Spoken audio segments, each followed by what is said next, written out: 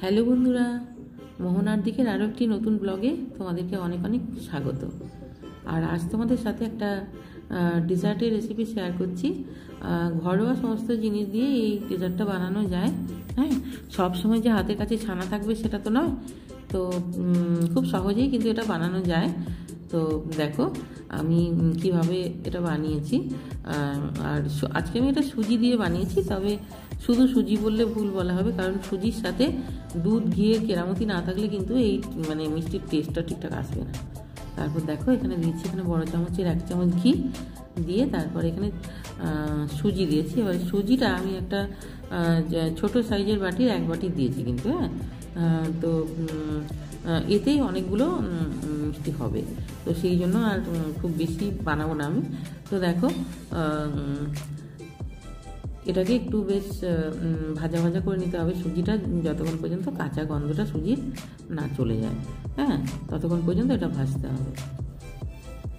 আর আঁচটা medium to লোতে রেখেই ভাজতে হবে, তা না হলে কী বলতো সুজিটা পুড়ে যেতে পারে। এবার সুজিটা পুড়ে গেলে কিন্তু হবে না, সুজি শুধু ওই যখন ভাজা হয়ে যাবে না, তখন শুধু সুজির কালারটা একটু চেঞ্জ হবে। সেই জন্য একটু ধৈর্য ধরে সুজিটাকে ভেজে নিতে হবে। আর এই সময় সুজির থেকে একটা খুব সুন্দর একটা গন্ধ বেরোচ্ছে। হ্যাঁ, মানে এই যে ঘিয়ে সুজিটা ভাজা হচ্ছে না, তারপর দেখো ভাজা হয়ে গেছে। এবারে আমি 1 বাটি সুজির জন্য 2 বাটি জল দিলাম। ওই বাটি মেপে। এবারে এখানে জলের পরিবর্তে তোমরা কিন্তু গরুর দুধ, লিকুইড দুধও দিতে পারো। আর দিলাম আমি এখানে দেখো মিল্ক পাউডার। এখানে আমি ওই আমুল স্প্রেটা নিয়েছি। আমুল স্প্রেটার টেস্টটা খুব ভালো হয় তো। আর আমুল স্প্রেতে কী বলো তো, চিনিটাও মেশানো থাকে, সেই জন্য চিনি আর আলাদা করে এখানে দিচ্ছি না। দিয়ে আমি বললাম না আমি দুধ ঘিয়েরই এটা কেরামতি। হ্যাঁ, আর দিলাম অল্প একটু জল। দেখো দিয়ে এটাকে মানে অনবরত নাড়তে হবে যতক্ষণ না কড়াইয়ের গা থেকে এটা উঠে আসে।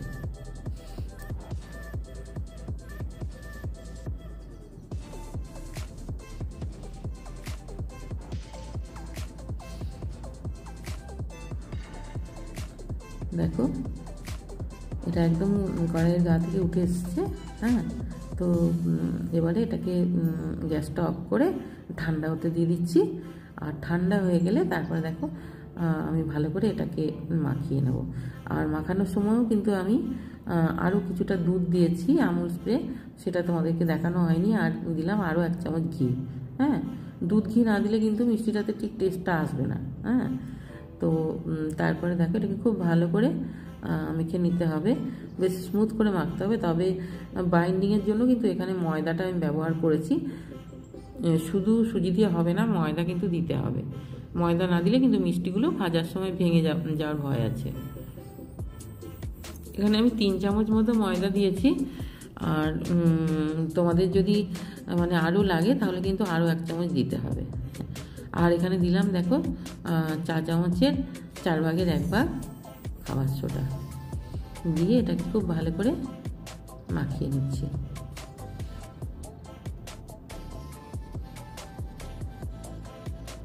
যত ভালো করে মাখাবে তত মিষ্টিগুলো বানানোটা মানে স্মুথ হবে আর কি। আর দেখো আমি হাতে করে একই রকম সাইজ করার চেষ্টা করছি, তো সেই জন্য প্রথমে আমি সবগুলো ছোট ছোট বানিয়ে নিয়েছি। তারপরে এগুলোকে আরও ভালো করে স্মুথ করে বানিয়ে তারপরে এগুলো তেলে ছাড়বো। হ্যাঁ, তা না হলে কী বলো তো, ফাটল যদি থেকে যায় তাহলে কিন্তু ভেঙে যেতে পারে মিষ্টিগুলো। তারপর দেখো তেল গরম করে তারপর তেলটাকে একটু ঠান্ডা করে নিয়েছি, তারপরে মিষ্টিগুলো ছাড়ছি।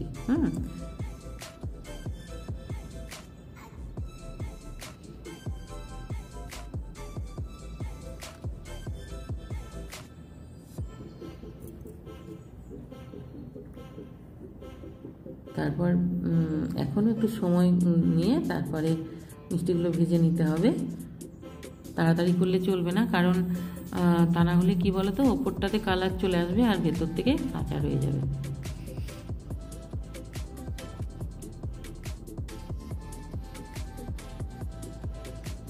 দেখো খুব সুন্দর একটা কালার চলে এসছে। এবারে এগুলিকে আমি তুলে নেবো।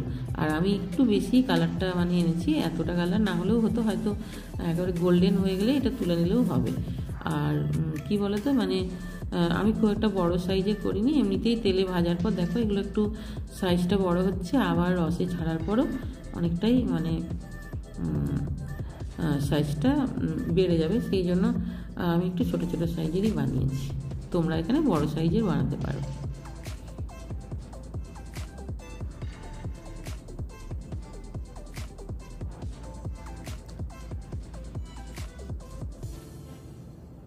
তারপর এগুলিকে তুলে নিচ্ছি একটা প্লেটের মধ্যে।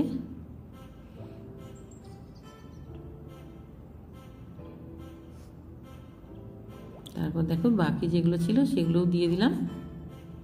এইভাবে আমি মানে কম কম করেই দিচ্ছি, কারণ একেবারে দিলে ভেঙে যাওয়ার ভয় আছে তো, হ্যাঁ, তো সেই জন্য আমার 3 বার লেগেছে এগুলো ভাজতে।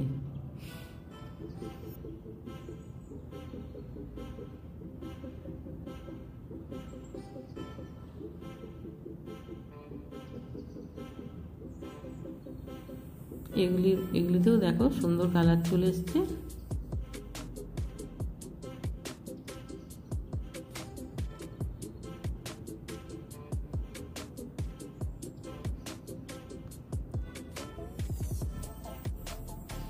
এবার এগুলিকেও তুলে নেব, তুলে তারপর যে রসটা লাগবে সেটা আমি বসাবো। হ্যাঁ,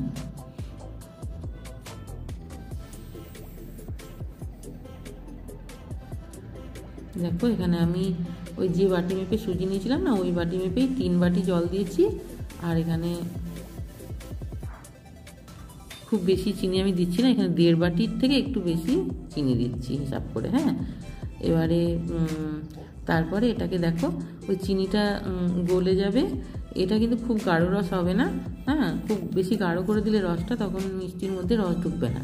হ্যাঁ, তো দেখো চিনিটা গলে যাওয়া অবধি ওয়েট করবো। আর তারপর এর মধ্যে আমি দিয়ে দিচ্ছি কয়েকটা এলাচ ফাটিয়ে। এলাচ ফাটিয়ে দিয়ে দিলাম যাতে সুন্দর একটা ফ্লেভার আসে। আর ওই যে বললাম না, চিনিটা গলে যাওয়ার পর আর ওই একটুক্ষণ ফুটিয়ে নিয়েছি রসটাকে, তারপরে কিন্তু আমি মিষ্টিগুলো দিয়ে দেবো। কারণ খুব বেশি রসটা গাঢ় করলে কিন্তু মিষ্টির ভেতরে রসটা তখন ঢুকতে চাইবে না।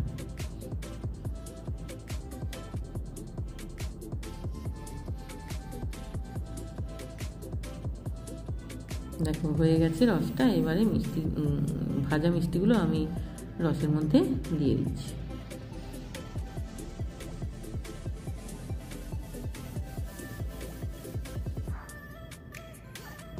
দিয়ে আঁচটা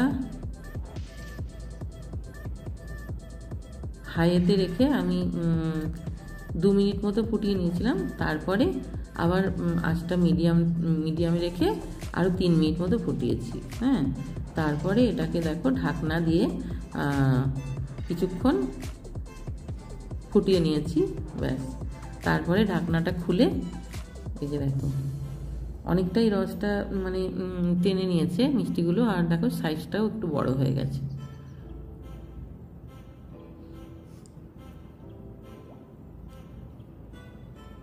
তারপরে আরও 2-3 মিনিট আমি এখানে মিডিয়াম আছে মিষ্টিগুলো একটু ফুটিয়ে নিচ্ছি। তারপরে গ্যাসটা অফ করে 1 ঘন্টা মতো রেখে দিতে হবে। হ্যাঁ, তো এই যে ফুটিয়ে নিলাম, তারপরে দেখো গ্যাসটা অফ করে দিয়ে আমি 1 ঘন্টা মতো রেখে দিয়েছিলাম। তো তাতেই মিষ্টিগুলোতে ভীষণভাবে সুন্দরভাবে রস ঢুকে গেছে।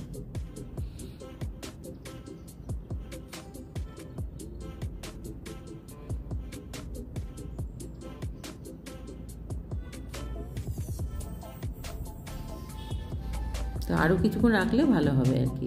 তো দেখো একদম বড় বড় সাইজ হয়ে গেছে আর ভীষণই সফট হয়েছে, আর খেতে তো অসাধারণ হয়েছে।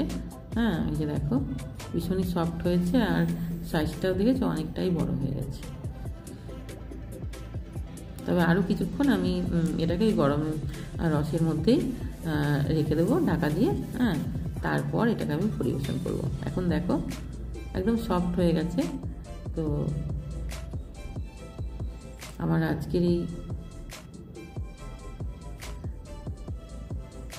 সুজির মিষ্টি বানানো যেটা মিষ্টিটা তোমাদের যদি ভালো লাগে তাহলে অবশ্যই একটা লাইক দিও, কমেন্ট করো, আর আমার চ্যানেলে নতুন বন্ধু হলে অবশ্যই চ্যানেলটাকে সাবস্ক্রাইব করে দেবে, কেমন? আর পাশে থাকা বেল আইকনটা প্রেস করে দিও, যাতে আমি নতুন নতুন ভিডিও আপলোড করলে সবার আগে তোমরা নোটিফিকেশানটা পেয়ে যাও। সবাই খুব ভালো থাকবে, দেখা হবে আরও একটি নতুন ব্লগে। বাই।